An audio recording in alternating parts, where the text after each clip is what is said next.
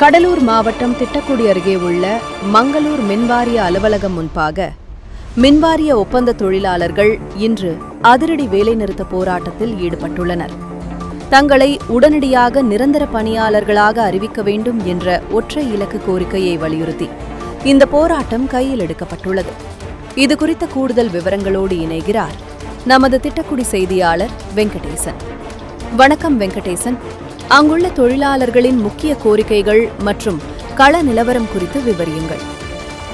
வணக்கம்.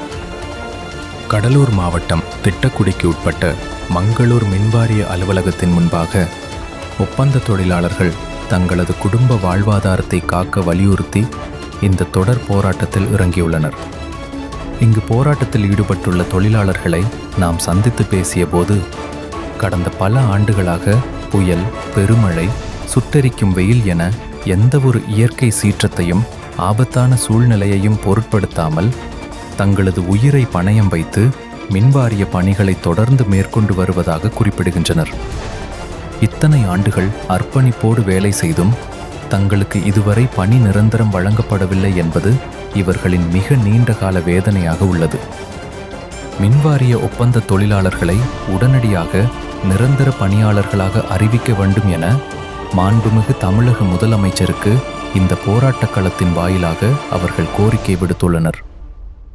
தங்களது நியாயமான கோரிக்கைகள் நிறைவேறும் வரை இந்த வேலை நிறுத்த போராட்டம் ஓயாது தொடரும் என கூறினர்.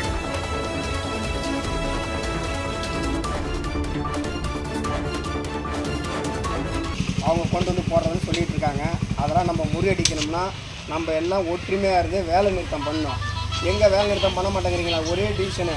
அன்றைக்கி நாங்கள் எல்லாம் வேலைக்கு நிறுத்தத்துக்கு சென்னைக்கு போகிறோம், இங்கே ஒரு குரூப்பு வேலைக்கு போகுது. இப்படி இருந்தால் நமக்கு எப்படி அவங்க திரும்பி பார்ப்பாங்க? சொல்லுங்கள், நீங்களே சொல்லுங்கள். நம்மள்கிட்ட ஃபஸ்ட்டு ஒற்றுமையாக இருக்கணும். நம்மளுக்குள்ளே 1000 சண்டை இருந்தாலும் வேலை நிறுத்தும் போது அதெல்லாம் ஒற்றுமையாக இருந்தால் தான் நம்ம அடுத்த படிக்கட்டுக்கு முன்னேறணும். அதனால் தயவுசெய்து சொல்கிறேன், யாரும் வேலைக்கு போகாதீங்க. இதுக்கு ஒரு தீர்வு காணுங்க.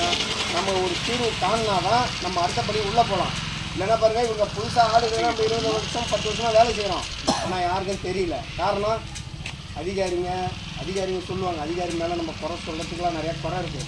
உதாரணத்துக்கு இந்த அதிகாரி இருப்பார், எப்பா இங்கே வாப்பா இந்த வேலையை செய்ப்பா அப்படிம்பாங்க. நம்ம ஆள் என்ன பண்ணுறோம், 100-200 ஆசைப்பட்டு ஓடுறோம். நம்ம சொல்கிறத கேட்க மாட்டேங்கிறாங்க. இதுமாரிலாம் இருந்தால் நமக்கு எப்படி பணி நிரந்தரம் கிடைக்கும்?